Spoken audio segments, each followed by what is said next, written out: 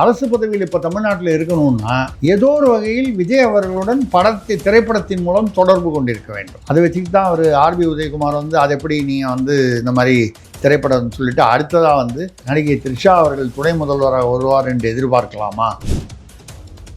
Sir, ஆனால் இந்த கட்சிக்காக உழைத்த அதே மதியழகனுக்கு இன்ன வரைக்குமே எந்த ஒரு அரசு பதவியுமே கொடுக்கப்படலையே சார். முதல்ல கட்சிக்காக ஜெயிலுக்கு போனவர் அவர் தானே சார் கரூரில். இது யார் தப்பு? மதியழகன் தப்பு தானே. இப்போ கூட அந்த ஆம்ஸ்டாங் வழக்குல வந்து ஒரு போலீஸ் அதிகாரி வந்து கைது பண்ணிருக்காரு. புகாரி அவர் வந்து யாரை பார்த்தாலும் ஒன்று ஆம்ஸ்டாங் வழக்கில் சேர்த்துருவேன்னு சொல்லி மிரட்டி அதுக்கப்புறம் உங்கள் வீட்டில் கொண்டு வந்து போதைப் பொருளை வச்சு நான் வந்து உன் பேரில் போதைப் பொருள் வழக்கு போடுவேன்னு சொல்லி பல கோடிகள் வாங்கியிருக்காருன்னு சொல்லி அந்த புகாரிங்கிறவர் இதெல்லாம் பார்த்துக்கிட்டு காவல்துறை தலைமையெல்லாம் என்ன பண்ணிக்கிட்டு இருந்ததுன்னு தெரியல. சேகர்பாபு வந்து எனக்கு என்னமோ உண்மையை பேசுகிறாருன்னு தெரியுது. அவர் பார்த்தாலே முகத்திலேயே உண்மை விளம்பிங்கிறது எழுதி ஒட்டியிருக்கு. ஏன்னா அவர் என்ன சொல்கிறார், இந்த ஆட்சிக்கு ஒன்றும் தெரியல. அப்போ அவர் சொல்கிறது உண்மை தான். நாங்கள் என்னெல்லாம் ஊழல் ஏற்பாடு பண்ணி நாங்கள் பண்ணுறோமோ அது கூட இவங்களால் கண்டுபிடிக்க தெரியல. நாங்கள் ஆட்சியில் இருக்கணும்னு அவசியமே இல்லை. வேற ஒருத்தர் ஆட்சியில் இருக்கும்போது கூட அவங்க கண்ணில் மண்ணை தூவி விட்டு நாங்கள் வந்து செய்யக்கூடிய திறமை உள்ளவர்கள். சேகர்பாபு பார்த்தீங்கன்னா நீ திருச்செந்தூர் கோயிலில் பழனி கோயிலெல்லாம் போய் என்ன குரல் விட்டார். யாரோ பொம்பளைங்க வந்து 4 மணி நேரமாக கீழே நிற்கிறோன்னு வாய்மூடு அப்படின்லாம் வந்து உரிமையில் பேசினார். கொச்சையாலாம் பேசினார். திருத்தணியில் வந்து அவரை கீழே நிற்க வச்சுட்டாங்க. மேலே போக முடியாதுங்க, ஆடி கிருத்திகை கூட்டம் அதிகமாக இருக்குது, எனக்கேவா சொல்கிறீங்க அப்படின்னாரு. 900 கோடியை பற்றி மட்டும் ரொம்ப விவரமாக பேசியிருக்காரு. அவர் என்ன சொல்கிறாருன்னா, முதல்ல வந்து அந்த 2021 எலெக்ஷன் போது 500 கோடி ஸ்டாலின் சார் கேட்டார் தமிழ்நாட்டில் லைசன்ஸு லாட்ரிக்கு. மாதம் அதில் வர்ற சட்டவிரோதமாக வர லாபத்தில் பாதி பங்கு தனக்குன்னா திமுக தலைமைக்கு. அதாவது நாங்கள் நல்லவங்கன்னு இவங்க நிரூபிக்கிறதுக்காக இந்த அறிக்கையை வெளியிட்டாங்களா, இல்லை திமுகவினுடைய இந்த ஊழலை கொண்டு வருவதற்காக இந்த அறிக்கையை வெளியிட்டிருக்காங்களா? இல்லை, எல்லாமே கலந்து தான். இந்த 900 கோடியை பற்றி பேசுகிறோன்னா எதேச்சியாவா யதார்த்தமாவான்னு தெரியல. மறுநாளைக்கே நம்ம பார்த்தீங்கன்னா 14 இடத்துலையோ 15 இடத்துலையோ மார்ட்டின் அவர்களுடைய தொடர்புடைய இடங்களில் வந்து ரெய்டு. இன்று நம்மோடு நேர்காணலில் இணைந்திருப்பவர் மூத்த பத்திரிகையாளர் திரு திருசக்தியார் அவர்கள். வணக்கம் சார். வணக்கம்மா, சொல்லுங்க. நலமா இருக்கீங்க? நல்லா இருக்கு, நீங்க எப்படி இருக்கீங்க? நலமா இருக்கு சார். சொல்லுங்க. இப்போ இந்த அறநிலையத்துறையில அதிக சர்ச்சையை உருவாக்கக்கூடிய வகையில டிவிகேவும் ஒரு வேலைகளை செஞ்சுக்கிட்டு இருக்காங்க. இப்போ அறநிலையத்துறையில வந்து பாத்தீங்கன்னா அந்த ஏஜிஎஸ் நிறுவனம் அந்த கல்பாத்தி அகரமோட அர்ச்சனா அவங்கள வந்து பாத்தீங்கன்னா அறநிலையத்துறை அறங்காவலர் குழு தேர்வு செய்யக்கூடிய பதவி கொடுத்திருக்காங்க. ஸோ வந்து இவங்க ஏன் சார் அடிக்கடி சர்ச்சையை கிளப்பக்கூடிய வகையில் இந்த திரைத்துறையை சேர்ந்தவங்களுக்கு பதவி கொடுக்குறாங்க? கோட் படம் அவங்க தான் தயார் பண்ணாங்க. ஆமாம், பிகில் கோட் எல்லாம் தயார் பண்ணியிருக்காங்க. ஏற்கனவே ஜனநாயகம் தயாரிப்பாளருக்கு வந்து அரசு டெல்லி சிறப்பு பிரதிநிதி கொடுத்துட்டாங்க. இவங்களுக்கு இந்த பதவி கொடுத்துட்டாங்க. அவர் ரூட் ஜெகதீஷ், உங்களுக்கு தெரியும் இல்லையா? ரூட் ஜெகதீஷ் பழனிசாமி அவர் வந்து யாருன்னு பார்த்தீங்கன்னா லியோ படத்துடைய கோ ப்ரொடியூசர், இணை தயாரிப்பாளர். அவருக்கு ஏற்கனவே ஆலோசகர் பதவி கொடுத்துருந்ததா சொன்னாங்க. ஆனால் ஒன்றும் ஜீவோ ஒன்றும் வரலங்கிறத பற்றி ஒரு சர்ச்சையாக இருந்தது.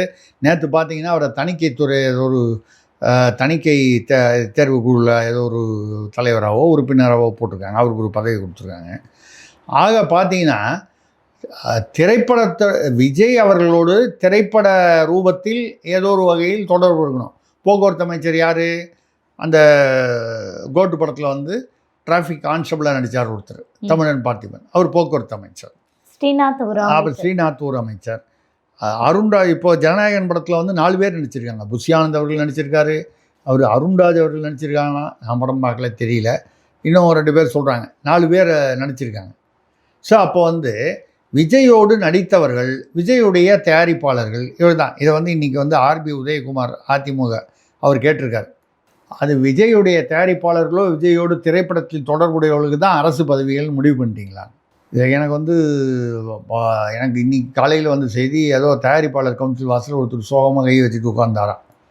யார் அவருன்னு விசாரித்தேன். தலைவா படம் உங்களுக்கு ஞாபகம் இருக்கும், டைம் டு லீடு அப்படின்னு போட்டு அது பெரிய சர்ச்சையாகி படம் ரிலீஸ் ஆகாமல் அவர்கள் ஜெயலலிதா முதல்வராக இருந்தபோது கை கட்டி போய் நின்னார். அன்னைக்கு எந்த கடம்பூர் ராஜுக்கு முன்னால் போய் கை கட்டி நின்று ஐயா படத்தை ரிலீஸ் பண்ணதுக்கு அம்மாட்ட ஒரு வார்த்தை சொல்லுங்கன்னு கேட்டாரோ, அந்த கடம்பூர் ராஜு இன்னைக்கு கேட்டு வாசலில் நிற்கிறார். தாவைகளை என்ன சேர்த்துங்கன்னு வந்து எல்லாம் காலத்தின் கோலம் கர்ம வினைன்னு வைங்க. அப்படி அந்த மாதிரி வந்து இருக்கக்கூடிய அந்த தலைவா படத்துடைய தயாரிப்பாளர் சந்திரபிரகாஷ் ஜெயின் ரொம்ப ஆவலோட கவலையோடு காத்திருக்காராம். அடுத்த ஏதாவது ஒரு அரசு பதவி நமக்கு தான் வரணும், ஏன்னா அவரும் லிஸ்ட்டில் வந்து எடுத்து அந்த விஜய் படத்துடைய தயாரிப்பாளர்கள் அப்படின்னு பார்த்தா டிக் அடிச்சுக்கிட்டே வந்தால் எல்லாருக்கும் வந்துடுச்சு. உங்களுக்கு ஞாபகம் இருக்குன்னா சொல்கிறேன், குருவி படத்துக்கு வந்து ரெட் ஜெயண்ட் தான் தயாரிப்பாளர். அவருக்கு பதவி கொடுத்தாச்சு இல்லை, எதிர்கட்சி தலைவர். இவராக கொடுக்கலன்னா கூட அதுவாக அமைஞ்சிருச்சு. ஆக நீங்கள் ஒரு அரசு பதவியில் இப்போ தமிழ்நாட்டில் இருக்கணும்னா ஏதோ ஒரு வகையில் விஜய் அவர்களுடன் திரைப்படத்தின் மூலம் தொடர்பு கொண்டிருக்க வேண்டும்.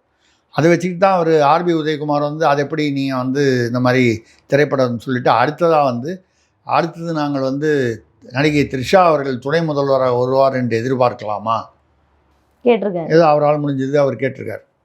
அடுத்து ஜெயிலுக்கு போக ரெடியாக வராரா சார்? யார்? இல்லை, அவர் ஒரு கால் செங்கிப்பட்டி பார்த்து, ஏன்னா அவர் அந்த பக்கம் தென் மாவட்டத்தை சேர்ந்தவர், அவர் விருதுநகர் சேர்ந்தவர் நினைக்கிறேன். அவர் செங்கிப்பட்டி பார்க்காம இருந்திருக்கலாம். அவர் ஒரு கால் செங்கிப்பட்டி கூப்பிட்டு போய் ஒரு பிக்னிக் தானே கூப்பிட்டு போனால் அவர் ஒரு ரவுண்டு போயிட்டு வரலாம்ல. அது மாதிரி அவருக்கு என்ன, ஏன்னா அவர் துணிந்து பேசி இருக்கிறார். அவர் பேசுனதா செய்தி வந்தது தான் நம்ம சொல்கிறோம். அந்த வகையில் இல்லை, அவர் பேசுகிறாரு. தேவையில்லாமல் வந்து ஒரு நடிகையை வந்து எதுக்கு எடுத்தாலும் அவங்கள உள்ளுக்கிழித்து பேசணுமா அப்படிங்கிறதெல்லாம் அதை புறந்தள்ளிட்டு பார்த்தீங்கன்னா, இந்த விஜய் அவர்களுடன் திரைப்பட வடிவத்தில் ஏதோ ஒரு வகையில் தொடர்பு கொண்டவர்களுக்கு மட்டும்தான் அரசு பதவி. அவர் பக்கத்து வீட்டில் இருக்கிற விஷ்ணு ரெட்டி ஆலோசகர், அவர்கிட்ட டிரைவராக இருந்தவர் ஒரு தனி செயலாளர், இப்படி அவரோடு பர்சனலாக தொடர்பு உள்ளவர்கள் தான். அவர்களுக்கு நிர்வாக அனுபவம் இருக்கா இல்லையா? இப்போ அர்ச்சனா கல்பாத்தி அகோரம் அவர்கள் வந்து சொல்கிறாங்க, அவருடைய மாமனார்லாம் வந்து பல கோயில்களுக்கு நன்கொடையெல்லாம் கொடுத்துருக்காங்க. நன்கொடை கொடுத்தாலும் அந்த ஆகம விதிகள்லாம் தெரியணும்ல சார். அது அவங்களுக்கு தெரியுமா தெரியாதான் நமக்கு தெரியாது. அவங்களுக்கு தெரியாதுன்னு நம்ம சொல்ல முடியாது. அதனால் நீங்கள் அப்படி பார்க்க போனால் சார், இன்னொன்று அவர் கேரளாவை சேர்ந்தவர் சார், பாலக்காடை சேர்ந்தவர். அதான் கேரளா. ஏன்னா கல்பாத்தி என்பது ஒரு ஊரின் பெயர், கிராமத்தின் பெயர். அது வந்து பாலக்காட்டில் இருக்குது. பாலக்காடுன்னா கேரளா, அதாவது தமிழ்நாடு கேரளா எல்லையில் இருக்கக்கூடியது. அநேகமாக அங்கே இருப்பவர்கள் பாலக்காட்டை சேர்ந்தவர்கள் வந்து தமிழும் பேசுவார்கள், மலையாளம். இவருடைய தமிழில் மலையாளம் கலந்திருக்கும், மலையாளத்தில் தமிழ் கலந்திருக்கும். அந்த அந்த அந்த என்ன சொல்கிறது, எல்லைப்புறம் அப்படிங்கிறதுனால நீங்கள் வந்து இதை வந்து நான் பேச வேண்டிய ஒரு அவசியம் இருக்குது பாருங்கள். ஏன்னு கேட்டிங்கன்னா, பல கோயில்களுக்கு அவருடைய மாமனார் வந்து நன்கொடை கொடுத்திருக்கிறார். கிட்டத்தட்ட 15 கோடி, 10லேருந்து 15 கோடி ரூபா வரைக்கும் பல கோயில்களில் தமிழ்நாட்டில் 45 கோயில்களுக்கு நான் வந்து நன்கொடை கொடுத்துருக்கேன். நான் வந்து பொய் சொல்ல முடியாது, அங்கங்கே கல்வெட்டெல்லாம் இருக்குது, அமௌண்ட்டு போடாமல் இந்தந்த ஒர்க்குன்னு சொல்லி. எனக்கு பதவி கொடுக்கலன்ற வருத்தத்தில் நான் வந்து சொல்லலை, கொடுத்தாலும் எனக்கு வேண்டாங்கிறது தான் என்னுடைய அபிப்பிராயம். இப்போ அடுத்தது வந்து வலைதளத்தில் என்ன வருது, அவர் வந்து யாரோ விஜய்க்கு நெருக்கமான ஒரு விஜயுடைய அப்படி சொல்லாமா நட்பு வட்டாரத்தில் இருக்கக்கூடிய ஒரு நடிகை அடிக்கடி அவருடைய பெயரை சர்ச்சையில் ஆர்பி உதயகுமார் கூட இருக்கிறாரே, அவருடைய தோழி என்பதனால் இது கொடுக்கப்பட்டது அப்படின்னு சொல்கிறாங்க. அது உண்மை, அது எவ்வளோ தூரம் உண்மைன்னு நமக்கு தெரியாது. ஆக எல்லாமே சுற்றி இதை விஜயுடைய தனிப்பட்ட நண்பர்களின் நண்பர்கள் இப்படி தான் வந்து அரசு பதவி அப்படின்னு சொன்னால், அந்த அரசு பதவியை, ஏன்னா இதே மாதிரி தானே கரூரில் நீங்கள் வந்து அரசு வேலை கொடுத்து உயர்நீதிமன்றம் அதை வந்து ரத்து செஞ்சிருச்சு சார். ஆனால் இந்த கட்சிக்காக உழைத்த அதே மதியழகனுக்கு இன்ன வரைக்குமே எந்த ஒரு அரசு பதவியுமே கொடுக்கப்படலையே சார். முதல்ல கட்சிக்காக ஜெயிலுக்கு போனவர் அவர் தானே சார் கரூரில். இது யார் தப்பு? மதியழகன் தப்பு தானே. அதுக்கு பதிலாக அவர் வந்து போய் விஜயோட சினிமாவில் சும்மா ஒரு எக்ஸ்ட்ராவில் ஒரு சின்ன ஒரு ஸ்டார் போஸ்ட் அப்படின்னு ஒரு நடிச்சிருந்தான்னு வைங்க, அவருக்கு தபால் துறையை ஒரு கூட அமைச்சராகிடு. ஆனால் தபால் துறை வந்து மத்திய அரசில் வருமோ, சரி பரவாயில்ல, ஏதோ ஒன்று துறை கொடுத்துருப்பாங்கள்ல, தகவல் துறையாவது கொடுத்துருப்பாங்கல்ல. அவர் யார் போய் வந்து ஜெயிலுக்கெல்லாம் போக சொன்னாங்க, அந்த மாதிரிலாம் வந்து பண்ண சொன்னாங்க. ஏதாவது ஒரு சினிமாவில் வந்து போய் கூட சேர்ந்து ஏதாவது ஒரு நடிச்சுக்கணும். ஸோ அப்போ சினிமாவில் நடித்தாதான்.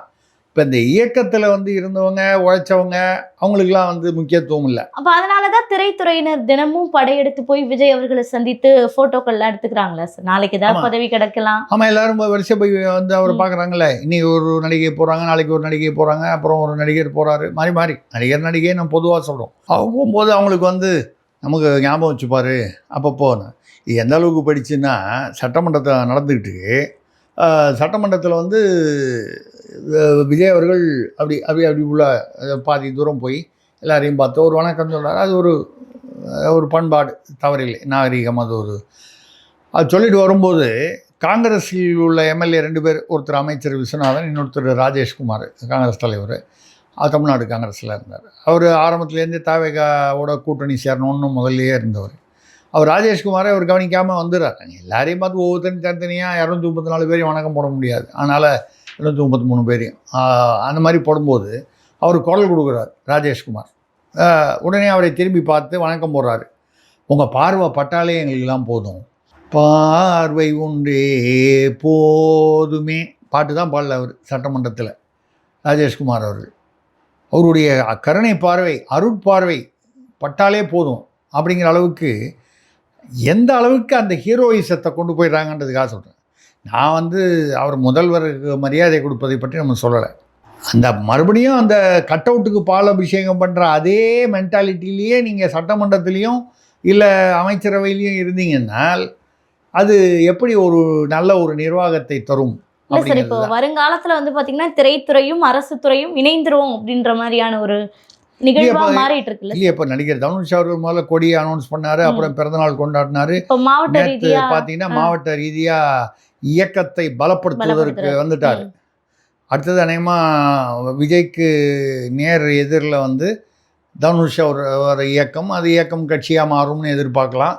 அதற்கு அவருடைய மாமனார் ரஜினி அவர்களும் ஆதரவு தெரிவிக்கலாம். மாமனார்னா எக்ஸ் மாமனார், முன்னாள் மாமனார், அவங்க அதை விவாகரத்தை ஆயிடுச்சு. ஆனால் விவாகரத்து ஆனாலும் பார்த்தீங்கன்னா தனுஷ் அவர்களுக்கும் ரஜினி அவர்களுக்கும் உள்ள அந்த பொதுவான உறவு, சமூக ரீதியான உறவு அப்படியே தான் இருக்குது. ஒரு அடிக்கடி அவரோட ஆலோசனை செய்கிறார்லாம் சொல்கிறாங்க. இந்த விவாகரத்து அவர்களுடைய உறவை தனியாக ஒன்றும் பாதிக்கவில்லை அப்படின்னு சொல்கிறாங்க. இருக்கலாம், தெரியாது. அப்போது ரஜினியோட ஆதரவாளர்களும் தனுஷை ஆதரிக்கலாம். அப்போ இனிமேல் தமிழ்நாடு அரசியல் திருப்பி திருப்பி சினிமாக்குள்ளே தான் இருக்க போதா அப்படிங்கிற ஒரு கேள்வி வருது. பார்க்கலாம் தமிழ்நாட்டுடைய தலைவிதி எப்படி இருக்குன்னு. நம்ம போக தான் இந்த ஆட்சியுடைய இது தெரியும். அறநிலையத்துறை இந்நாள் அறநிலையத்துறை அமைச்சர் ரமேஷ் அவர்களுக்கும் முன்னாள் அறநிலையத்துறை அமைச்சர் சேகர் பாபு அவர்களுக்கும் ஒரு கடுமையான விவாதம் போயிட்டு இருக்கு.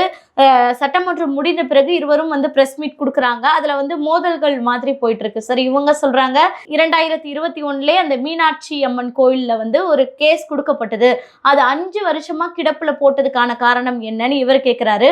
அவரு சொல்றாரு உங்களுக்கு ஆட்சி செய்யற தகுதியே இல்லை, அதிகாரிகளை மிரட்டுறீங்க அப்படின்னு சொல்றாரு. ஸோ இந்த மாதிரியான விவகாரங்கள் வெடிக்குது. ஸ்ரீரங்கம் கோபுரம் 3 வருடமாக பணி நடந்துக்கிட்டே இருக்கு, எதற்காக கிடப்புல போட்டீங்க, இனிமேல் பல ஊழல்களை நாங்கள் தேடி எடுக்கிறோம், எங்களுக்கு அனுபவம் இல்லை தான் நாங்கள் ஒத்துக்கிறோம் அப்படின்னு சொல்றாங்க. இது அறநிலையத்துறை மூலயமாக பல பூகம்பம் வெடிக்க போகுதா சார்? இல்லை, இப்போது பழனியில் ஏற்கனவே அந்த 100 கோடி நிலம் அது 2 கோடிக்கு விற்றது வந்தது. அதுக்கப்புறம் அங்கேயே ஆயக்குடி அப்படின்னு அந்த பழனி பக்கத்தில் வரும். அங்கே பார்த்தீங்கன்னா ஏதோ பல கோடிகள் பொறுமானம் உள்ள நிலம் 9 லட்சம் ரூபாய்க்கு விற்றுருக்காங்க. எல்லாமே அறநிலையத்துறை சம்மந்தப்பட்ட விஷயந்தான், கோயில்கள் சம்மந்தப்பட்ட விஷயந்தான். அப்புறம் மதுரை மீனாட்சி அம்மன் கோயில் அது 90 கோடின்னு நினைக்கிறேன். அதுதான் அந்த 5 வருஷம் வழக்கு இருக்குது, நிலுவையிலே இருக்குங்க. வழக்கு நிலுவையில் இருக்குன்னா அதுக்கு அரசு ஒரு காரணமாகவும் இருக்கலாம், சமயத்தில் நீதிமன்றங்களும் காரணமாக இருக்கலாம். பெரும்பாலும் அரசு அதை ட்ராக் பண்ணி அதை இழுத்து நிலுவையில் இருப்பதற்கு காரணம் அது முடிவுக்கு வந்துவிடக்கூடாது என்பது எந்த அரசாக இருந்தாலும் அரசு நினைத்தால் அதை இழுக்க முடியும், இழுத்திருப்பார்கள் என்று எதிர்பார்க்கலாம். அதுக்கப்புறம் பார்த்திங்கன்னா அந்த திண்டுக்கல் தாடிக்கொம்பு சௌந்தரராஜ பெருமாள் அங்கே பார்த்தீங்கன்னா அது 300 கோடி ரூபா பொறுமானம் உள்ள சொத்து. அதுவும் இதே மாதிரி ரொம்ப கம்மியான விலைக்கு விற்றுருக்குன்னு அதுவும் இப்போ வெளியே வந்திருக்கு. இப்போ இது வரைக்கும் ஒரு 4 வந்திருக்கு. இது எல்லாமே பார்த்தீங்கன்னா 300 கோடி 100 கோடி இது மாதிரி. இதில் அந்த பழனியில் சம்மந்தப்பட்ட அதே ஜஸ்டின் மணிகண்டன் என்ற அந்த சார் பதிவாளர் அவரே தான் ஆயக்குடியிலுமே பண்ணியிருக்காரு, ஒரே ஆள். ஆமாம், அவர் அந்த அந்த அந்த பழனிக்கோ இல்லை அந்த ஆயக்குடிக்கோ சம்மந்தப்பட்ட சார் பதிவாளர் இல்லை, அவர் வேற ஒரு இடத்துல இருக்கார். அப்போது கரெக்டாக இந்த மாதிரி ஒரு திட்டமிட்டு செய்யப்படக்கூடிய பதிவுகளுக்கு ஜஸ்டின் மணிகண்டன் அப்படின்னு அவரை ஒருத்தரை நம்மால் கரெக்டாக பார்த்து தப்பான விஷயங்களை கரெக்டாக செய்வார் அப்படிங்கிற மாதிரி அவர் வச்சுருக்காங்க போல இருக்குது. அதில் என்ன ஒரு கேள்வி வருதா, 2 விஷயம் வருது.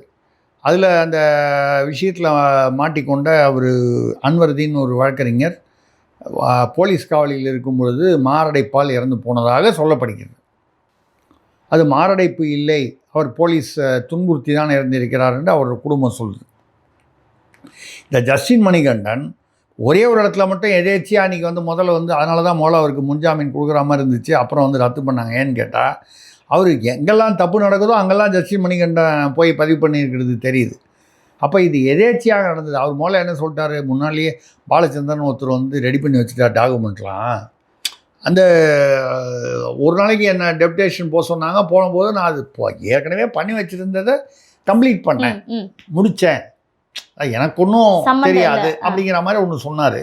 ஆனால் அந்த வேறு ஊரில் நடக்கும்போது இவர் தான் போயிருக்காருன்னும் போது அது பொய் என்று தானாக நீதிமன்றத்துக்கு தெரிய வரும்போது முன்ஜாமீன் எல்லாம் ரத்து பண்ணி அவர் கூட முன்ஜாமீன் கேட்டவருக்கும் தள்ளுபடி பண்ணிட்டாங்க. இப்போது வந்து முக்கியமாக பார்த்தீங்கன்னா அந்த ஜஸ்டின் மணிகண்டன் உடல் நலம் பாதிக்கப்பட்டு ஐசியூவில் இருக்கார். அன்வர்தீன் வழக்கறிஞர் இது விஷயமாக கைது செய்யப்பட்டவர் இறந்து விட்டார் மாரடைப்பில் என்று சொல்லப்படுகிறது. இவர் ஐசியூவில் இருக்கார். நிலைமை எப்படி இருக்குன்னு சொல்ல முடியாது. அபாயகரமான நிலைமையில், அபாயகரமான நிலையில் இருந்தால் தான் ஐசியூலேயே சேர்ப்பாங்க. அப்போ யாரோ வந்து சாட்சியங்களை எல்லாம் அழிப்பதாக அப்படிங்கிற ஒரு யூகமும் சந்தேகமும் மக்களுக்கு இருந்தால் அது வந்து யதார்த்தமான. இதில் கூடுதல் கேள்வி என்னன்னா, இதில் அந்த பழனியில் பார்த்தீங்கன்னா அந்த வட்ட செயலாளர் லட்சுமணன் திமுக அவர் தான் வந்து சாட்சி கையெழுத்து போடுறார்.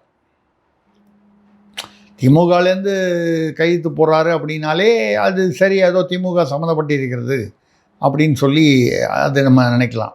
அங்கேயும் அதே ஜஸ்டின் மணிகண்டன் ஏன் இப்போது திடீர்னு அவருக்கு உடம்பு சரியில்லை, உடல்நலம் யாருக்கு எப்போனாலும் பாதிக்கப்படலாம்.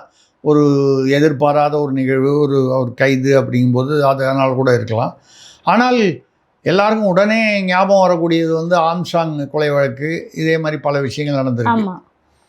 அதில் முக்கியமான குற்றவாளியான A2 அவர் திருவேங்கடம் திடீர்னு விடிகாத்தால் 5 மணிக்கு இந்த துப்பாக்கி ஒன்று கள துப்பாக்கி வச்சுருக்கேன் வாங்க காமிக்கிறேன்னு விடிகாத்த இருட்டில் கூப்பிட்டு போய் போலீஸாக அந்த சமயத்தில் தப்பிக்க பார்த்தாரு, சுட்டுட்டாங்க. அப்புறம் நாகேந்திரன் அவர் தான் பிளான் பண்ணார். இந்த அவருடைய மகனான அஸ்வத்தாமன் தான் செல்வ பெருந்தகை காங்கிரஸ் தலைவருடைய உதவியாளராக இருந்தவர். அதனால் வந்து அவர் அந்த நாகேந்திரன் அப்பெண்டிக்ஸ் ஏதோ வயிற்று வலி பிரச்சனை ஸ்டான்லி ஹாஸ்பிட்டலுக்கு போனார். 4வது நாள் அவர் வயிறு சம்மந்தமான ஏதோ பிரச்சனையினால் இறந்துட்டதாக சொல்லப்பட்டது. இப்படி அந்த சாட்சியங்கள் முக்கியமான வந்து வெளிக்கொண்டு வரக்கூடியவர்கள் வந்து அவங்களுக்கு ஏதோ ஆபத்து நேர்கிறது.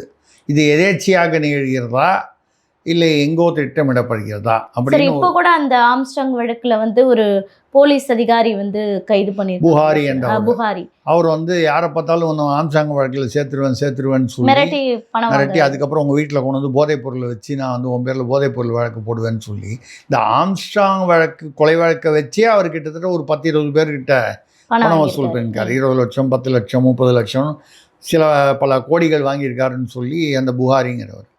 இதெல்லாம் பார்த்துக்கிட்டு காவல்துறை தலைமையெல்லாம் என்ன பண்ணிக்கிட்டு இருந்ததுன்னு தெரியல.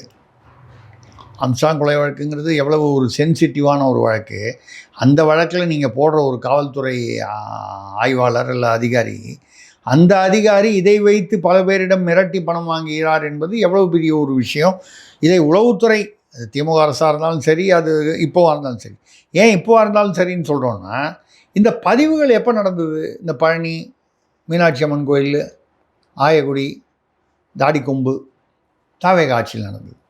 அப்போது சேகர்பாபு வந்து எனக்கு என்னமோ உண்மையை பேசுகிறாருன்னு தெரியுது. அவரை பார்த்தாலே முகத்திலே உண்மை விளம்பிங்கிறது எழுதி ஒட்டியிருக்கு. ஏன்னா அவர் என்ன சொல்கிறார், இந்த ஆட்சிக்கு ஒன்றும் தெரியல. அப்போ அவர் சொல்கிறது உண்மை தான். நாங்கள் என்னெல்லாம் ஊழல் ஏற்பாடு பண்ணி நாங்கள் பண்ணுறோமோ அது கூட இவங்களால் கண்டுபிடிக்க தெரியல. அப்போ அவர் உண்மை விளம்பி தானே, உண்மையை தானே சொல்கிறார் அவர். அவங்க தான் விஞ்ஞான ஊழல் பண்ணுவாங்க. அதான் சொல்கிறேன். நாங்கள் பாருங்கள், நாங்கள் ஆட்சியில் இருக்கணும்னு அவசியமே இல்லை. வேற ஒருத்தர் ஆட்சியில் இருக்கும்போது கூட அவங்க கண்ணில் மண்ணை தூவி விட்டு நாங்கள் வந்து செய்யக்கூடிய திறமை உள்ளவர்கள் அப்படிங்கிற அர்த்தத்தில் சொல்கிறாரோ அப்படின்னு நமக்கு மனசில் படுது.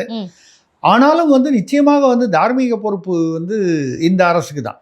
அறநிலையத்துறை அமைச்சர் வந்து இப்போ ஸ்ரீரங்கம் கோயில் 3 வருஷமாக நடக்குதுன்னு சொன்னார். அது ஒரு சின்ன ஒரு சர்ச்சை வந்தது. அந்த அவர் பேர் என்ன ரமேஷ் அமைச்சர் வந்து அந்த கோபுரத்தை பார்க்க போகும்பொழுது ஷூ காலோட போனாருன்னு. பொதுவாக கோயிலில் அந்த கோபுரத்தை பார்க்க போகும்போது யாரும் செருப்பு போட்டுட்டு போக மாட்டாங்க. ஏன்னா கோபுரம் என்பது ஒரு கடவுளுக்கு விக்கிரகத்துக்கு இணையான ஒன்று அப்படிங்கிறது. நான் வந்து பல கோயில்களுக்கு கும்பாபிஷேகத்திற்கு நன்கொடை பெரிய அளவில் கொடுத்து அந்த கும்பாபிஷேகத்துக்கு அப்போ அங்கே உள்ள அமைச்சர் திமுக ஆட்சி இருக்கும்போது பெரிய கருப்பன், அப்புறம் அதிமுக ஆட்சி வரும்போது அந்த மாதிரி அப்படின்னா போனால் செருப்பாக கழட்டி வச்சுட்டு தான் போவோம். அது வந்து ஒரு பாரம்பரிய பழக்கம். இன்னொன்று அவர் அந்த பாரம்பரியம்னா தெரிந்த ஒரு சமூகத்தை சேர்ந்தவர் அப்படிங்கும்போது அவர் வந்து இல்லை அங்கே நிறையா வந்து அந்த பில்டிங் மெட்டீரியல்லாம் போட்டு இருந்துச்சு, அங்கே யாரோ அந்த கான்ட்ராக்டர் தான் சொன்னார் செருப்பு போட்டு போங்க ஷூ போட்டு போங்கன்னு சொன்னாருங்கிறாரு. சரி, அது சின்ன விஷயம். அவர் ஒரு கால் காட்டுறதுக்கு மறந்து போயிருக்கலாம், ஒரு ஞாபகம் இல்லாமல் போயிருக்கலாம். அங்கே இருக்கிறவங்களாம் அமைச்சரை போய் எப்படி நம்ம வந்து இதை சொல்கிறதுன்னு பயந்துக்கிட்டு எல்லாருமே முதல் நாள் வரைக்கும் சாதாரணமாக இருந்தால் கூட அமைச்சர்னால் வந்தால் அமைச்சர் தானே, அமைச்சர் பவர்ஃபுல் தானே. ஆனால் அது பொதுவாக எந்த கட்சிக்கும் பொருந்தும். அது அந்த மாதிரி பார்த்தீங்கன்னா இதே சேகர்பாபு பார்த்தீங்கன்னா நீ திருச்செந்தூர் கோயிலில் பழனி கோயிலெல்லாம் போய் என்ன குரல் விட்டார். யாரோ பொம்பளைங்க வந்து 4 மணி நேரமாக கீழே நிற்கிறோன்னு வாய்மூடு அப்படின்லாம் வந்து உரிமையில் பேசினார், கொச்சையாலாம் பேசினார். அவங்க துர்கா ஸ்டாலின் அவர்கள் வந்து வரணும், விஐபி விசிட் வரணுங்கிறதுக்காக 3 மணி நேரம் 4 மணி நேரம் நிறுத்தி வச்சு பொதுமக்களை அவர் மோசமாகலாம் பேசி ஆம்பளையார் தான் முன்னால் வாங்கினார். அப்புறம் என்ன திங்கிறேன்னு சொல்லி அசிங்கமாக பேசினார். கடைசியில் பார்த்தீங்கன்னா இப்போ அமைச்சர் இல்லாத போது முன்னாளான பிறகு திருத்தணியில் வந்து அவரை கீழே நிற்க வச்சுட்டாங்க. மேலே போக முடியாதுங்க, ஆடி கிருத்திகை கூட்டம் அதிகமாக இருக்குது, எனக்கேவா சொல்கிறீங்க அப்படின்னாரு. ஆமாம், அன்றைக்கி நீங்கள் அப்போது எல்லோரும் இவங்கெல்லாம் என்ன புரிஞ்சுக்கணுன்னா யாருக்கு உங்களுக்கு தனிப்பட்ட முறையில் பவர் இல்லை, அந்த பதவிக்கு அந்த நாற்காலிக்கு தான் பவர். நாற்காலியில் இப்போ வேறு யாரோ உட்காந்துட்டாங்க, நாளைக்கு அது மறுபடியும் நாற்காலியில் 3வது ஆள் வந்து உட்காந்தா 3வது ஆளுக்கு தான் பவர். இதுதான் இயல்பாக உள்ள விஷயம். இது வந்து ஒரு நிறுவனத்துக்கே இதுதான், நிர்வாகத்துக்கே இதுதான், ஒரு அமைச்சரவையாக இருந்தாலும் இதுதான், எந்த இவராக இருந்தாலும் அப்படி தான் வைங்க. சார் இப்போ சேகர்பாபு நேரடியாக குறிவைக்கப்படுவாரா சார்? ஒன்று ஆம்ஸ்ட்ராங் வழக்கு, அப்படி இல்லைன்னா இந்த அறநிலைத்துறை சார்ந்த இந்த ஊழல் சம்பந்தமாக சேகர்பாபு நேரடியாக குறிவைக்கப்படுகிறாரா? இல்லை, அதாவது சேகர்பாபுவும் குறிவைக்கப்படுகிறார். ஏன்னா அவர் தானே சார் மெயினாக. இல்லை நீங்கள் சொல்கிறது அறநிலையத்துறை, நான் சொல்கிறது பொதுவாக. இப்போ பார்த்தீங்கன்னா அந்த குதிரை பேரம்னு வரும்போது செந்தில் பாலாஜி குறிவைக்கப்பட்டார் அந்த குதிரை பேர வழக்கில். இப்போ சேகர்பாபு இந்த அறநிலையத்துறை வழக்கு இல்லை. கேஎன் நேரு ஏற்கனவே அந்த உள்ள இதில். இப்போ பொன்முடி அவருடைய வழக்கு வந்து அந்த சைவ வைணவம்னு கொச்சையாக பேசுனது வந்து சார்ஜ் ஷீட் ஃபைல் பண்ணிட்டாங்க, அது நீதிமன்ற ப்ரொசீஜரில் வருது. ஆக வரிசையாக அவர்களுக்கு வந்து திமுகவுக்கு சிக்கல்கள் காத்திருக்கின்றன. அதை வந்து இதுக்கு முன்னால் திமுக அரசு வந்து இதையெல்லாம் தள்ளி போட்டு எவ்வளோ தூரம் அதை நீர்த்து போக செய்ய முடியுமோ அதுக்கெல்லாம் ஏற்பாடு பண்ணாங்க. தாவேக ஆட்சி வரும்போது ஆட்சி மாற்றம் ஏற்பட்டோன்னே நிச்சயமாக இந்த திமுக மீது உள்ள ஊழல்களை வழக்குகளை துரிதப்படுத்துவது இயல்பான ஒரு விஷயம். துரிதப்படுத்தலைன்னு சொன்னால் தான் ஏன்னு கேட்கணும். நம்ம துரிதப்படுத்துவார்கள் என்பது எதிர்பார்க்கக்கூடிய ஒரு விஷயம். அந்த மாதிரி வந்து அதை தான் பண்ணியிருக்காங்க. இப்போ ஒரு அமைச்சராக முன்னாள் அமைச்சர்கள் வரிசையாக வந்து சீக்கிரம் சேகர்பாபுக்கு வந்து நீங்கள் வந்து அவரை டார்கெட் பண்ணுறாங்களான்னு கேட்டபோது எனக்கு மனசில் நீங்கள் வந்து தாவேக்கா கேட்குறதே எனக்கு தோணலை. நான் ஒரு செய்தி கேள்விப்பட்டேன். ஏற்கனவே கொளத்தூரில் வந்து கொத்து பரோட்டா போட்டாச்சுன்னு சொன்ன உடனே அங்கே கிச்சன்லேருந்து சொம்பு வந்து விழுந்ததுன்னு சொல்லி அவருக்கு இப்போ பேரே வந்து இப்போ வந்து சொம்பு சேகர்பாபுன்ற மாதிரி வச்சுட்டாங்க. அது உங்களுக்கு அதோடைய கதை தெரியும்னு நினைக்கிறேன். பேசியிருக்கீங்க சார். ஆமாம். ஸோ இப்போ வந்து யாரோ ஒரு பெண்ணை அல்லது நடிகையை ஆபாசமாக பேசினார். அந்த தஞ்சையில் பேசின போது உதயநிதி அவர்கள் வந்து ஏதோ தண்ணி வரும், ஏதோ கொஞ்சம் கொச்சையாகவும் ஆபாசமாகவும் பேசினார். ஆனால் நான் காவிரி தண்ணி தான் சொன்னேன், டபுள் மீனிங்கில் பேசினாருன்னு சொல்லி அவரை போய் கைது பண்ணுறேன்னு பண்ணி அவர் மாவீரர் அவர் 2 மணி நேரம் வந்து கழிவறையிலேயே ஒளிஞ்சிக்கிட்டு இருந்தார். அது கோர்ட்டில் போய் பெடிஷன் ஏதாவது சொல்லி ஏதாவது முடிவு வர வரைக்கும் டாய்லெட் ஓட்டு வெளியில் வரல.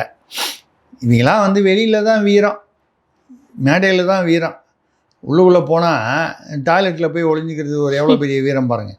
அதெல்லாம் ஒழிஞ்சிக்கிட்டாரு. அதுக்கப்புறம் இவங்க அதை விட சொதப்பெல்லாம் வந்து அவரை கூட்டு போய் செங்கிப்பட்டியில் உட்கார வச்சு விசாரணை பண்ணிவிட்டு அங்கேயே விட்டுட்டு கேட்டால் அவரை சிறையில் வைப்பது எங்களுடைய எண்ணம் இல்லை, விசாரணை செய்வது தான். அப்போ கோர்ட்டு கடிச்சு அது விசாரணை இங்கேயே பண்ணி தொலையலாமே, வீட்லேயே, அவர் வீட்லேயே, ஈசிஆர் இல்லை நீலாங்கரையே எங்கேயோ, அது ஏன் செங்கிப்பட்டி வரைக்கும். அதில் போகும்போது காவல்துறை பண்ண இன்னொரு தவறு என்னென்னால், தவேகா அரசியல், அவர் வண்டியில் அவரை ஏற்றிட்டு போகும்போது கூடவே சேகர்பாபு, மா சுப்பிரமணியம், சிற்றரசு, அப்புறம் ஏவாவேல் 4 பேர் கூட துணைக்கு, பேச்சு துணைக்கா.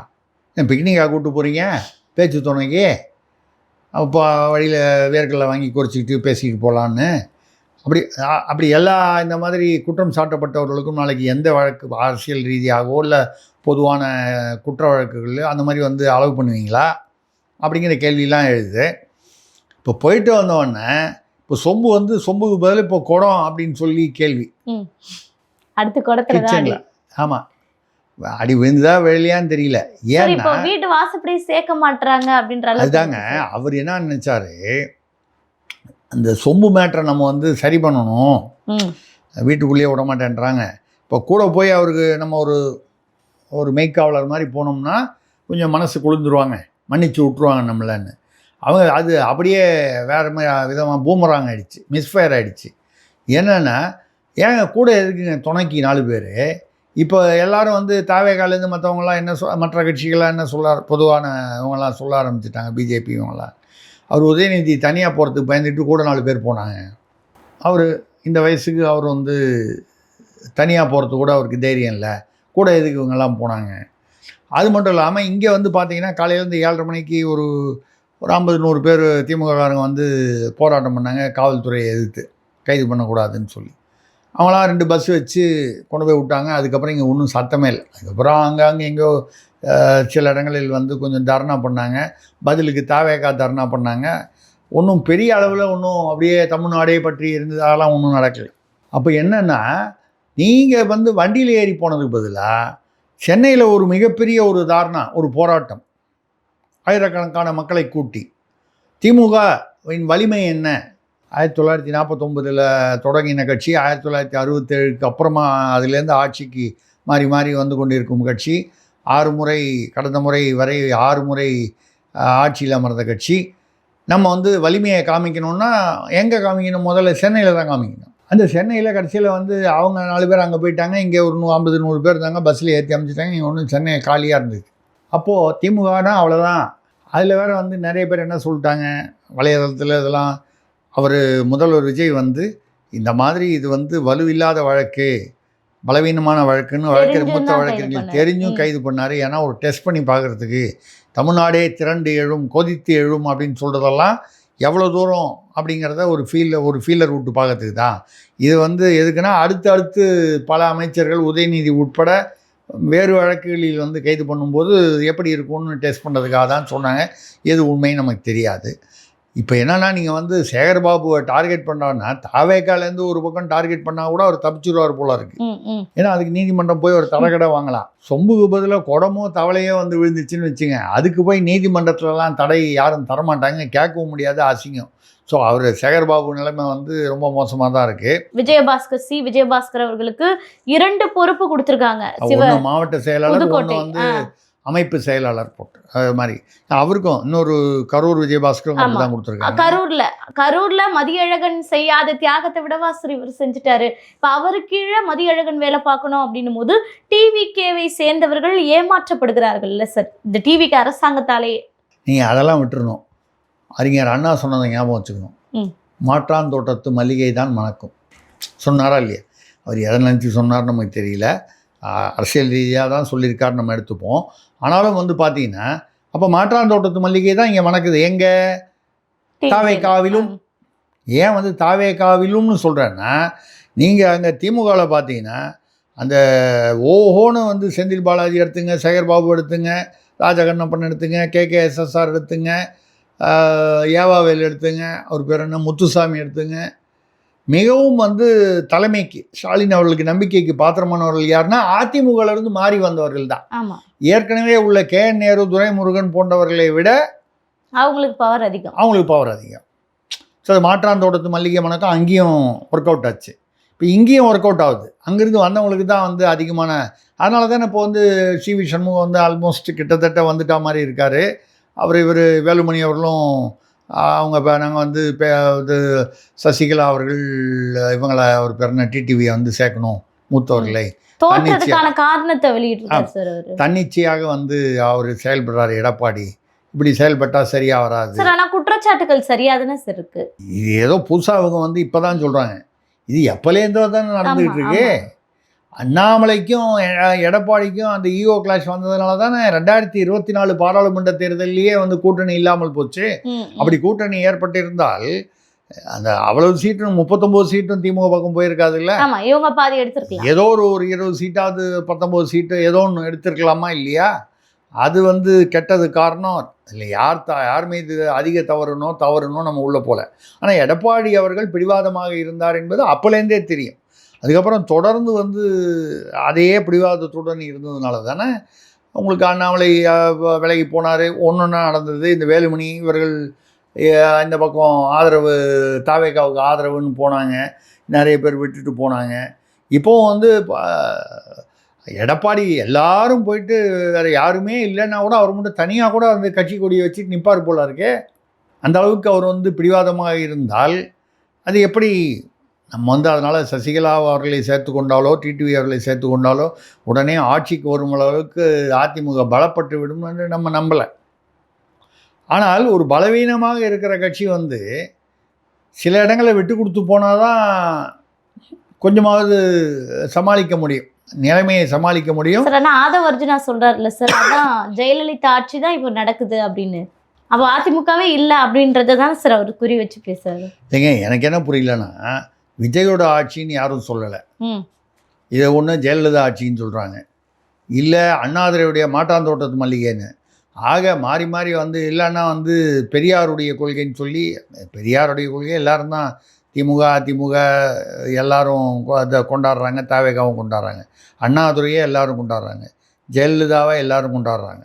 இன்னும் எனக்கு தெரிஞ்சு தாவேகா வந்து இந்த இவர்களுடைய பட்டியல் இந்த பின்னால் வரிசையாக ஒரு 5, அப்புறம் மேலே 2 அண்ணாதுரை எம்ஜிஆர், அப்புறம் ஜெயலலிதா பாக்கெட்டில். இதில் வந்து கலைஞர் கருணாநிதி ஐயாவையும் சேர்த்துக்கிட்டாங்க. இது கம்ப்ளீட் ஆகிடும். தமிழ்நாட்டில் வேறு தலைவர்களே இல்லை. பாக்கி பேர்லாம் அந்த ரொம்ப அதை விட ரொம்ப ஜூனியரான தலைவர்கள் தான். இப்போ கருணாநிதி ஐயாவையும் வந்து இவங்க வந்து அவரும் ஒரு பெரிய தவ புதல்வர் அப்படின்னு சொல்லி அவருடைய ஆட்சி. அப்போ நீங்கள் கருணாநிதி ஆட்சி, ஜெயலலிதா ஆட்சி, எம்ஜிஆர் ஆட்சி, காமராஜர் ஆட்சி, பின்னால் நிற்கிறார்ல பெரியார் ஆட்சின்னா பெரியாருடைய கோட்பாடு, இந்த மாதிரிலாம் வந்து எல்லாம் இருக்கீங்கன்னா என்ன உங்களுக்கென்று என்ன கோட்பாடு, உங்களுக்கென்று என்ன நிர்வாகத்திறன் அப்படிங்கிறது மிகப்பெரிய கேள்வியாக இருக்குது. பார்க்கலாம். இப்போ தானே 3 மாதம் ஆயிருக்கு. ஏன்னா இப்போ எதை கேட்டாலும் அவங்க வந்து எங்களுக்கு 6 மாதம் வரைக்கும் ப்ரொபேஷன் டைம் வேணும்னு கேட்குறாங்க. நீங்கள் எதை அதாவது எங்கெல்லாம் அவர்களுக்கு பதில் சொல்ல முடியுதோ அங்கெல்லாம் வந்து இப்போ தான் ஆட்சிக்கு வந்து 3 மாதம் ஆச்சு அப்படின்னு சொல்கிறாங்க. ஆனால் முதல் நாளேருந்தே ஊழல்கள் வந்து தாவேகா ஆட்சியில் தொடர்கின்றனன்னு வரும்போது அது மட்டும் எப்படி நிர்வாகம்தான் வந்து நிர்வாகத்திறன் கற்றுக்கொள்வதற்கு 6 மாதம் ஆகும். ஊழலை கற்றுக்கொள்வது முதல் நாளையே கற்றுக்க முடியுது அப்படிங்கிறது தான் நம்ம வந்து பார்க்கக்கூடிய விஷயம். சார், அதாவது சட்டமன்றத்தில் 900 கோடி உங்கள் மாமனார் ஏன் கொடுத்தாரு, உங்கள் அப்பா ஏன் வாங்கினாரு இப்படின்னு ஒரு விவாதம் நீண்ட நேரம் போச்சு. அதற்கு பதிலடி கொடுக்கக்கூடிய வகையில் சார்லஸ் சார்பாக ஒரு அறிக்கை வெளியிட்டிருக்காங்க. அதில் வந்து எப்போ அந்த பணம் கொடுக்கப்பட்டது, அதில் ஸ்டாலின் அவர்கள் என்னென்ன வேலை செஞ்சுருக்காரு அப்படின்னு பல குற்றச்சாட்டுக்களை அடுக்கி இருக்கிறாங்க. இந்த அறிக்கை குறித்து ஒரு முழுமையான தகவலை பகிர்ந்து கொண்டீங்கன்னா நல்லாயிருக்கும். அதாவது உங்கள் மாமனாரை கேளுங்க, உங்கள் அப்பாவை கேளுங்கன்னு சொன்னாங்க. நடுவில் வந்து பல அரசியல்வாதிகளும் சரி, மீடியாக்களும் சரி, அது எதுக்கு அந்த அம்மா மாமியாரை கேட்டால் போதுமே, அவங்க லீமா ரோஸ் அவர்கள் மாமனார் தான் கேட்கணுன்றது இல்லை. மாமியாரை கேட்டாலும் அவங்களும் அதிமுகவில் இருந்தாங்க. இந்த ஆதரவு குழுவிலேருந்து 25 பேர் வேலுமணி, சி வி சண்முகம் அந்த குரூப்பு வந்து தாவேகா ஆட்சிக்கு ஆதரவு பண்ணும்போது அவங்களும் அதில் இருந்தாங்க. ஸோ அவங்களுக்கு தெரியாதா? மாமனார்னா கூட ஆதவ அர்ஜுனா வந்து எனக்கு சம்மந்தம் இல்லைன்னு சொல்லலாம், மாமியார் சொல்ல முடியாது. ஏன்னு கேட்டால் அவங்க வந்து தாவேகா ஆதரவு நிலையில் இருக்காங்க. அதிமுகவில் இருந்தாலும் தாவேகா ஆதரவு நிலை என்ன, அவங்க தான் அந்த சோபா மாடலுக்கு அவங்க தான் வந்து சோஃபாவே அவங்க தான் டிசைன் பண்ணாங்க. நல்லா சோஃபாலாம் வந்து டிசைன் பண்ணுவாங்க.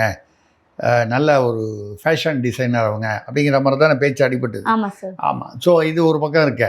இப்போ ஜோஸ் சார்லஸ் அவர்கள் பாண்டிச்சேரியில் அவர் மார்ட்டின் சீனியர் சாருடைய மகன். அவர் 2 மகன்களில் ஒருவர். அவர் ஆதவர்ஜனாவை பற்றி கொஞ்சம் நிறைய நெகட்டிவாக பேசியிருக்காரு. அவர் என் தங்கச்சியை ஏமாற்றிட்டார், போனார் வந்தார்லாம் முன்னால் பேசியிருக்காரு இந்த தேர்தலுக்கு ஒட்டி. அதை விட்டுட்டு இந்த 900 கோடியை பற்றி மட்டும் ரொம்ப விவரமாக பேசியிருக்கார். விவரமாக பேசியிருக்காருன்னு சொல்லலாமா, விவகாரமாக பேசியிருக்காருன்னு கூட சொல்லலாம். ஏன்னு கேட்டிங்கன்னா அவர் என்ன சொல்கிறாருன்னா, முதல்ல வந்து அந்த 2021 எலெக்ஷன் போது 500 கோடி ஸ்டாலின் சார் கேட்டார். எல்லாம் தெளிவாக பேர் சொல்லி தான் அறிக்கை ஈமோன்னு ஏதோ ஒரு ஈமோ ரிப்போர்ட்டர்ஸ்னு ஏதோ ஒரு பத்திரிகைக்காக அது மற்றவங்களுக்கும் சேர்த்து அறிக்கையாக விட்டுருக்காரு. 500 கோடி கேட்டார், கொடுத்தோம்.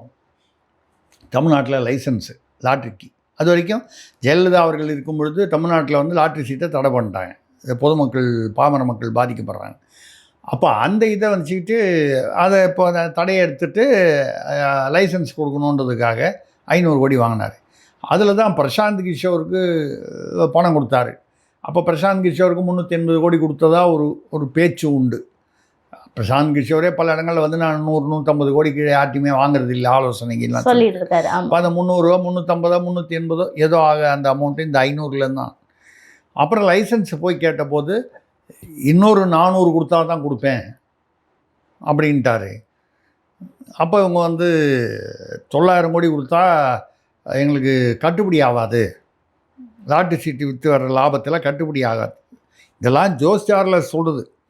இதில் வந்து எது வந்து சரியாக இருக்கும், எது வந்து உண்மை, எது வந்து மிகைப்படுத்தப்பட்டதுன்னு சம்மந்தப்பட்டவங்களுக்கு தான் தெரியும். ஒன்று ஸ்டாலின் சார் சொல்லணும் பதில், உதயநிதி அவங்க சொல்லணும், இல்லை ஜோஸ் சார்லஸ் ஏற்கனவே சொல்லிட்டாரு. அவர் சொல்கிறாரு நாங்கள் வந்து கட்டுப்படி ஆகாதுன்னு சொல்லும்போது அவர் ஐ டோன்ட் கேர் அப்படின்னு இங்கிலீஷில் கற்றுனார் ஸ்டாலின் சார். நீங்கள் கொடுத்தா தான் லைசன்ஸு, இல்லைன்னா நான் சென்ஸுன்னு சொல்லிட்டாரு. அவ்வளோ நல்லா ரைமிங்கெல்லாம் ஸ்டாலின் சார் அப்படி ரைமிங்காக பேசினாரா நமக்கு தெரியல. அப்படி பேசினதாக இவர் சொல்கிறார். சார் இன்னொன்று இங்கிலீஷில் பேசினாரோன்னு தெரியல சார். அதுதான் அதனால தான் சொன்னேன். இதில் எங்கே மிகைப்படுத்தப்பட்டது எது உண்மைங்கிறது நமக்கு தெரியலன்னு சொல்லுது. அவர் ஐ டோன்ட் கேரு இப்போ இந்த மாதிரி இங்கிலீஷ்லலாம் பேசினார் ஸ்டாலின்ங்கிறது நல்லா ஒரு கற்பனை வளத்தோடு சொன்ன மாதிரி இருக்குது, தெரியல. ஆக சரி அப்படி சொல்லலைன்னா வந்து அதெல்லாம் முடியாதுன்னு கூட சொல்லியிருக்கலாம். அது ஐ டோன்ட் கேர்னு தான் இங்கிலீஷில் சொல்லணுமா, தமிழ் அதெல்லாம் பற்றி எங்களுக்கு கவலை இல்லைன்னு கூட சொல்லலாமே, தவறு இல்லையே. மொத்தம் வந்து அவர் என்னென்னா 900 கோடினா அது 900 கோடி கட்டுப்படி ஆகாதுன்னா 400 கோடியும் கொடுத்த போது என்ன சொன்னாலாம், நீங்கள் ஒரு பங்கு இது 900 கோடி கட்டுப்படி ஆகாதுன்னு சொல்லும்போது ஒரு பங்கு நீங்கள் நல்ல லாட்ரினா அசலாக கணக்கு காமிக்கிற மாதிரி, 10 மடங்கு கள்ள லாட்ரி கணக்கில் வராத இல்லீகலாக சட்டவிரோதமான நீங்கள் அடிச்சிங்க. ஆனால் அதுலேயும் வந்து மாதம் அதில் வர்ற சட்டவிரோதமாக வர லாபத்தில் பாதி பங்கு தனக்குன்னா திமுக தலைமைக்கு அப்படின்னு வச்சுக்கலாம். நம்ம அவர் அந்த வார்த்தையை யூஸ் பண்ணல ஜோஸ், இருந்தாலும் அதுதான் அர்த்தம். ஸ்டாலின் அவர்கள் ஸ்டாலினுக்கும் இல்லை அந்த குடும்பத்திற்கும் இல்லை பார்ட்டிக்கும் என்ன பெரிய வித்தியாசம் இருக்குது? கட்சி தான் குடும்பம், குடும்பம் தான் கட்சி. அதனால் வந்து அவர் அதை கேட்டார். இப்போ இவர் சொல்கிறாரு, யார் ஜோஸ் சார்லஸ்ஸு, அது கொஞ்சம் நம்ம ஆர்வமாக கேட்குற மாதிரி இருக்குது. என்ன சொல்கிறாருன்னா, இப்படி பொதுமக்களை வஞ்சிக்கும் அந்த பழிப்பாவம் நமக்கு வேண்டாம், எங்களுக்கு மனசாட்சி உறுத்தியது. யாருக்கு? மார்ட்டின் குடும்பத்திற்கு, லாட்ரி விற்கிறவங்களுக்கு. அவங்களுக்கு வந்து மனசாட்சி உறுத்தி அது மக்களுடைய பழிப்பாவத்திற்கு நம்ம ஆளாக வேண்டாம். நல்லா இருக்கு இந்த டேலுக்கு, நல்லா இருக்குல்ல, ரொம்ப நல்லவங்களா இருக்காங்க. ஆமாம் ரொம்ப நம்ம எதிர்பாராத அளவுக்கு நல்லவங்களா இருக்காங்க அப்படின்னு சொல்லி நாங்கள் வந்து இல்லை அப்படிலாம் நாங்கள் கள்ள லாட்ரிலாம் விற்க மாட்டோம். எப்படி கள்ள லாட்ரிலாம் விற்க மாட்டோம். இப்போ இந்த ஸ்ரீவைகுண்டம் அன்னை சரவணன் ஒருத்தர் வந்து ஒரு நாளைக்கு 1 கோடி ரூபா வரைக்கும் கலெக்ட் பண்ணுறாரு இவங்க குடும்பத்துக்காக தான் சொல்கிறாங்க. அதாவது கள்ள லாட்ரி தான். அதனால தான் அவர் பேரில் பாலியல் குற்றம் வந்து கூட அவரை அரெஸ்ட் பண்ணாமல் இருக்காங்க, வழக்கே போடாமல் இருக்காங்கன்னு சொல்லுறதெல்லாம் அந்த அன்னை சரவணன் வந்து லாட்ரி குடும்பத்தில் 500 வாட்ஸ்அப் குரூப் மெயின்டைன் பண்ணியிருந்தார். இது நியூஸ் வெளியில் வந்தவொடனே அவருடைய நண்பர் பேருக்கு அந்த அட்மின் இதை மாற்றிட்டாருன்னு சொன்னாங்க. இது தனி, இது ஜோஸ் சார்லஸ் சொன்னதில்லை, இது நம்ம சொல்கிறது. அப்படி அதாவது எவ்வளோ நல்லவங்க அப்படின்னு புரிஞ்சுக்கணுங்கிறதுக்காக நம்ம சொல்கிறோம். அப்போது இந்த அவங்க இது மூலயமா இன்னும் நடந்துக்கிட்டும் இருக்குன்றதையும் புரிஞ்சுக்க முடியுதுல்ல. ஆமாம், புரிஞ்சு நடந்துக்கிறேன். அந்த 900 கோடி வந்து எங்களுக்கு நஷ்டம். லைசன்ஸ் கொடுக்கல. ஆனால் வந்து வேறு குரூப்ஸோட வேறு குழுக்களோட திமுக தலைமை, அதாவது ஸ்டாலின் அவங்க குடும்பம் கள்ள லாட்ரி தொடர்ந்து நடத்திக்கிட்டு இருந்தாங்க திமுக ஆட்சியில். இவங்க என்ன சொல்லிட்டாங்க, நாங்கள் வந்து சத்தியமாக வந்து இந்த லாட்ரி தான் நடத்துவோம், நல்ல லாட்ரி தான், சட்ட விரோதமாக நாங்கள் எதுவுமே செய்ய மாட்டோம், மக்களுடைய பழிப்பாவத்திற்கு நாங்கள் வந்து பயப்படுகிறோம் அப்படி இவங்க சொல்லிட்டாங்க. அவங்க வந்து அதை பற்றி எங்களுக்கு கவலை இல்லை, நீங்கள் இல்லைன்னா நாங்கள் வேறு யாரோ வச்சிடணும்னு சொல்லி நாங்கள் வந்து 900 கோடி வச்சு நடத்திட்டோம். ஒரு உதயநிதி ஸ்டாலின் வந்து உங்கள் மாமனார்கிட்ட பணம் போய் அவர் கொடுத்ததை கேளுங்கன்னு சொல்கிறாரு. அதுக்கு இதுதான் பதில். 900 கோடி நஷ்டம் அடைஞ்சதுக்கப்புறமும் நாங்கள் கள்ள லாட்ரி விற்கலை. அவங்களே ஸ்டாலின் வகைராவே வேறு யாரோ குரூப்போட போட்டியாளர்கள்னு வச்சுக்கலாம், நம்ம அப்படி தானே புரிஞ்சுக்கணும், அவங்களோட சேர்ந்து கள்ள லாட்ரி விற்றுட்டு இருந்தாங்க. சார், இப்போ இந்த அறிக்கைக்கு பின்னாடி இருக்கக்கூடிய அரசியல் நகர்வுகள் என்ன சார்? அதாவது நாங்கள் நல்லவங்கன்னு இவங்க நிரூபிக்கிறதுக்காக இந்த அறிக்கையை வெளியிட்டாங்களா, இல்லை திமுகவினுடைய இந்த ஊழலை கொண்டு வருவதற்காக இந்த அறிக்கையை வெளியிட்டிருக்காங்களா? இல்லை, எல்லாமே கலந்து தான். ஏன்னு கேட்டால், இந்த 900 கோடியை பற்றி பேசணுன்னா எதேச்சியாவா யதார்த்தமாவான்னு தெரியல. மறுநாளைக்கே நம்ம பார்த்தீங்கன்னா 14 இடத்துலையோ 15 இடத்துலையோ மார்ட்டின் அவர்களுடைய தொடர்புடைய இடங்களில் வந்து ரெய்டு, அங்கே மத்திய இடி ரெய்டு. இந்த 900 கோடிக்கு சம்மந்தம் இருக்கா இல்லையா? நான் மொத்தம் 900 கோடி பரிமாற்றம் நடந்ததுங்கிறத 2 பேரும் ஒத்துக்கிட்டாங்க. உண்மை. மார்ட்டின் குடும்பமும் ஒத்துக்கிடுச்சு, உதயநிதியும் சட்டமன்றத்தில், 2மே சட்டமன்றத்திலே நடந்துருச்சு. இது மேலே ப்ரூஃபே தேவையில்லை. அப்போ அது ரெய்டு வந்து அதை தொடர்ந்து ரெய்டா இல்லை எதேச்சியாக அந்த சமயத்தில் ரெய்டு வந்து தான் நமக்கு தெரியல. இப்போ ரெய்டு வந்த உடனே நாங்கள் வந்து ரொம்ப நல்லவங்க, அவங்க தான் திமுகவில் தான் பணத்தை 900 கோடி வாங்கிட்டு எங்களுக்கு லைசன்ஸும் கொடுக்காமல் ஏமாற்றிட்டாங்க, இவங்க மடைமாற்றம் செய்கிறார்களா, திமுகவை இழுத்து விட்டு நாங்கள் நல்லவர்கள், அவர்கள் தான் வந்து சட்டவிரோதமான செயல்களில் ஈடுபட்டார்கள் அப்படின்னு சொல்கிறாங்களா? இப்போ அடுத்தது உதயநிதி சைட்லேருந்தோ இல்லை ஸ்டாலின் சார் சைட்லேருந்தோ வந்து ஒரு பதில் வரணும். ஆமாம், அறிக்கை வந்த பிறகு பதில் இதுக்கு ஒரு பதில் இனி அடுத்தது வரலாம். அது இல்லைன்னா சட்டமன்றத்திலே ஆதவ் கேட்டுருவார் இல்லை சார்? ஆமாம், கேட்டுருவார். இல்லை, ஆதவ் அர்ஜுனாவுக்கு ஒரு சௌகரியம். ஜோஸ் அவர்கள் வந்து ஆதவ் அர்ஜுனாவுக்கு ஆதரவாகத்தான் இதை பேசியிருக்கிறார் என்று சொல்வதை விட, ஏன்னு கேட்டால் அவங்க 2 பேரும் ஒரு நல்ல உறவில் இல்லை, எதிரும் புதிரமாக இருக்காங்க. எப்போ இவரை பற்றி ஆதவை பற்றி பேசினாலும் அவர் மோசமாக தான் பேசுகிறார், நெகட்டிவாக தான் பேசுகிறாரு. அப்படி இருக்கும்போது அவருக்கு ஆதரவாக இருக்கணுங்கிறதுக்காக அப்படி பேசியிருக்க முடியாது. தங்கள் குடும்பத்திற்கு வந்து மேலும் மேலும் வந்து இது இடி மூலமாக மற்ற ஏஜென்சி மூலமாக சிக்கல் வந்துடக்கூடாதே, அந்த பாலை வந்து அப்படி அந்த பக்கம் டைவெர்ட் பண்ணி விட்டுருணும் அப்படின்ற மாதிரி தான் தெரியுது. ஆக இதுலேருந்து என்ன தெரியுதுன்னா, முதல்ல அவர் சொல்கிறத மட்டும் வச்சுப்போம். இவர் சொல்கிறது தான் உண்மைன்னு நம்ம வந்து எடுத்துக்க வேண்டாம். பட் அவர் சொல்கிறது ஏதோ ஒரு கருத்து. பேசிக்காக வந்து 900 கோடி கொடுத்தேங்கிறத கன்ஃபார்ம் பண்ணுறாரு. அதுலேயும் முதல்ல 500 அப்புறம் 400ங்கிறாரு. அதில் தான் வாங்கி பிரசாந்த் கிஷோர் கொடுத்தானா அதுவும் மேட்ச் ஆகுது. இந்த 300 350 ஏதோ கொடுத்தாங்க, அது மேட்ச் ஆகுது. அதுக்கப்புறம் பார்த்திங்கன்னா அடுத்து 400, அந்த இதெல்லாம் விடுங்க, லைசன்ஸு நான்சென்ஸுன்னெலாம் சொன்னார், ஐ டோன்ட் கேர்னு சொன்னார், இந்த வார்த்தைகள்லாம் விட்டுருவோம். அப்போது சொல்லிவிட்டு மறுபடியும் இவங்க வந்து பாவம் நல்லவர்கள், நாங்கள் வந்து கள்ள லாட்டரிலாம் அது தப்பான விஷயம், பாவம், அந்த பாவம்லாம் நாங்கள் செய்ய மாட்டோம், தமிழ்நாட்டில் செய்ய மாட்டோம் அப்படின்னு சொல்லிட்டாங்க. அப்போ சொல்லிட்டாங்க. இப்போ ஸ்ரீவைகுண்டம் அன்னை சரவணம் விற்கிறதெல்லாம் மட்டும் எந்த லாட்ரி? இந்த குடும்பத்துக்காக தான் கள்ள லாட்ரி தான் விற்கிறதா சொல்கிறாங்க. ஸோ அதுக்கு இதுக்கும் ரொம்ப முரண்பாடுகள் இருக்குது. இருந்தால் கூட அவர் சொல்கிறாரு, நம்ம அதை வந்து அதை பற்றி பேசுகிறோம். இப்போது இந்த பக்கத்துலேருந்து இவங்க என்ன சொல்ல போகிறாங்கன்னு தெரியாது. இன்றைக்கி கள்ள லாட்ரி விற்கிதுன்னா அதுக்கு பதில் சொல்ல வேண்டியது திமுக இல்லை, தாவேகா ஆட்சி. நமக்கு மக்கள் புரிந்து கொள்ள வேண்டியது என்னென்னா, அன்றைக்கி திமுக 900 கோடி பணம் வாங்கிச்சு இவங்ககிட்ட. நல்ல லாட்ரியோ கள்ள லாட்ரியோ இல்லை நல்ல லாட்ரியோடு கள்ள லாட்ரியும் சேர்ந்து விற்கிறதுக்காக இவங்கள்ட்ட ஏற்பாடு பண்ணாங்க. அதுக்கப்புறம் அது ஏதோ அவங்களுக்குள்ள புரிதல் பிரச்சனை வந்திருக்கு. திமுக வேறு யாரோடையோ சேர்ந்து பண்ணதாக இவர் சொல்கிறாரு. அது உண்மையாக இல்லையா நமக்கு தெரியாது.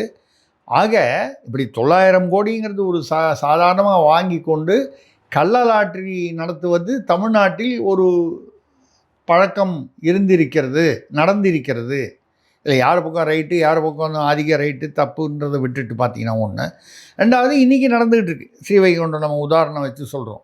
இப்போ தாவேகா ஆட்சியிலும் அது தொடருதுன்னு சொன்னால் இது திராவிட ஆட்சி 2.0 அப்படின்னு பல பேர் வந்து விமர்சனம் பண்ணுறது வந்து சரிதானே அர்த்தம். கண்டிப்பா சார். அப்ப அதே மாதிரி இப்போ வந்து இடி வந்து மார்ட்டின் குடும்பத்தினரை சேர்ந்த இடங்கள்ல ரைடு பண்றாங்கன்னா, இப்போ உதயநிதி வீட்லயும் ரைடு பண்ண வேண்டிய கட்டாயம் இருக்குல்ல சார்? ஏன்னா அவங்க தானே பணம் வாங்கியவங்க. இல்லை வாங்கினாங்க, பட் அவங்க இடியில் ரெய்டு பண்ணுறதுக்கு அதுக்கு வந்து இது பார்ப்பாங்க, அதுக்கான ஆதாரங்கள் ஆவணங்கள் ஏதாவது கிடைக்குதான்னு பார்ப்பாங்க. இவங்க சொல்கிறத மட்டும் வச்சுக்கிட்டு போய் ரெய்டு பண்ணி ஒன்றும் கிடைக்கலன்னு வைங்க. எப்போவுமே அரசியல்வாதி வீட்டில் போய் ரெய்டு பண்ணி உண்மையிலேயே ஆவணங்கள்லாம் எடுத்தாலும் சரி, பணம் வந்தாலும் சரி, அரசியல்வாதி எல்லாரும் போனதுக்கப்புறம் வெளியே வந்து எங்கள் வீட்டில் வந்து செந்தில் பாலாஜி கூட நிறைய கிடைக்கல, ஒன்று கூட ஒரு பைசா கூட கிடைக்கல, அவங்க எங்கள் வீட்டில் வந்து காஃபி சாப்பிட்டு போனதோடு சரி அப்படிங்கிற மாதிரிலாம் வழக்கமாக சொல்லுவாங்க. கரூரில் வந்து ஏவாவேல ஒரு பெரிய வங்கி நடத்துகிற மாதிரி ஒரு கவுண்டர் 12 கேஷ் கவுண்டர் போட்டு மெஷின்லாம் வச்சு 40 பேர் வந்து வெயிட் பண்ணி லவுஞ்ச் எல்லாம் போடுற அளவுக்கு 50,000 கோடிக்கு மேலே அங்கே வந்து பண பரிமாற்றங்கள்லாம் நடந்ததாக சொல்கிறாங்க. ஆனால் வந்து யாரோ ரெய்டு வர போகிறாங்கன்றதை முன்னாலேயே சொல்லி பணத்தெல்லாம் அங்கேருந்து நகர்த்திட்டாங்க. ஆனால் அந்த இடத்த பார்த்தா தெரியுது, அது 3 மாடி கட்டடம் கரூரில், ஏதோ ஒரு கம்பெனி பேர் போட்டு அந்த பேர்லாம் கூட நம்ம பேசியிருக்கோம் இங்கே வள்ளுவத்தில். இப்போ வந்து ஏதோ மாநகராட்சி பணியெல்லாம் செஞ்சுக்கிட்டு இருக்காரு சார். குப்பெல்லாம் அள்ளுறாரு ஏவா வேலு அவர்கள்.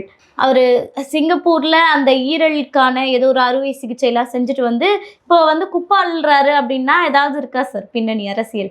அதுவும் தேர்தலும் இப்போ இல்லை. ஒரு காலம் இந்த பணக்கட்டு அங்கேருந்து நகர்த்தும் போது ஏதாவது இந்த சாக்கடையில் கடையில் விழுந்துச்சா, அது ஏதாவது தேடுறாருன்னு நமக்கு தெரியல. ஏன்னா வந்து பார்த்தேன் அந்த இதெல்லாம் மாட்டிக்கிட்டு அது குப்பையெல்லாம் அள்ளுறதெல்லாம் ஒரு 10 பேரெல்லாம் வச்சுக்கிட்டு இதெல்லாம் அந்த அந்த அந்த நாடகம்லாம் நம்ம பார்த்தோம். இப்போ அவர் அமைச்சராக இருக்கும்போது எப்பவும் ஒரு தடவை கூட குப்பை அள்ளினதில்லை, இப்போ அள்ளுறாரு.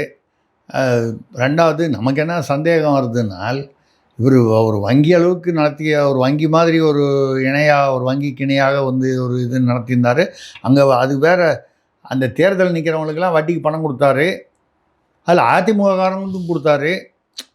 சொத்து அடமானம்லாம் வந்து வாங்கிட்டு தான் கொடுப்பாரு, அதுக்கு தனியாக ஒரு 4 லாயர் உட்கார வச்சுருந்தார் சரியாக இருக்கான்னு பார்த்து வாங்கிறதுக்குலாம். இவ்வளோலாம் சொன்னவர் அவர் எதையோ தேடுறாரா அந்த குப்பையில். ஏதாவது பாக்கெட்டாக ஒரு கால் பிளாஸ்டிக்கில் போட்டுக்கிட்டு பணங்கன்னா கட்டுக்கட்டாக எங்கேயாவது தொலைஞ்சு போச்சா, குப்பையில் கலந்து போச்சா, சாக்கடையில் ஒரு கால் ஓடி போச்சா, அது தேடினாரா, இல்லை எதற்காக குப்பையை வந்து இந்த சமயத்தில் குப்பையை அகற்றுகிறார் என்பது நமக்கு தெரியல. இதனாலும் இதே மாதிரி அது உண்மையிலேயே வந்து தூய்மை பணி தான் அவருக்கு வந்து எண்ணம் அப்படின்னு சொன்னால், இதை வந்து எல்லா நேரங்களிலும் அவர் செய்தால் நம்ம சந்தோஷப்படுவோம் இல்லையா? ஒரு ஒரு நம்ம வந்து ஒரே ஒரு குறிப்பிட்ட பகுதியில் மட்டும் அதை வந்து பண்ணால் அப்புறம் மக்கள் வந்து அதை வந்து நாடகம்னு சொல்லிடுவாங்க, சீன் போடுறாருன்னு சொல்லிடுவாங்க, ரீல்ஸுன்னு சொல்லிடுவாங்க. அப்போது எல்லா ஊர்லேயும் இனிமேல் கொஞ்சம் குப்பை சாக்கடை அதிகமாக போச்சுன்னா அமைச்சர் முன்னாள் அமைச்சர் ஏவா வேலு அவர்களை சொன்னால் அவர் வந்து அந்த யூனிஃபார்ம்லாம் போட்டு வந்து சுத்தம் பண்ணுவாரா அப்படின்னு நம்ம நினைக்கிறோம். அந்த அளவுக்கு தூய்மை பணியை வந்து ஒரு கடமையாக ஏற்றுக்கிட்டு இருக்காரா தெரியல. போக பார்க்கலாம். நீங்கள் கூட ஏதாவது வேணால் ஏவா வேலு அவருடைய வாட்ஸ்அப் நம்பர் எதாவது இருந்ததுன்னா நீங்கள் வள்ளுவத்தில் போட்டு விடுங்க. குப்பையும் சாக்கடையும் அதிகமாக இருந்தால் இந்த எண்ணில் அழைக்கவும். கண்டிப்பாக சார். நடப்பு கால அரசியல் குறித்து பல்வேறு தகவல்களை பகிர்ந்துக்கிட்டீங்க. தொடர்ந்து பேசுவோம். நன்றி. நன்றி, வணக்கம்.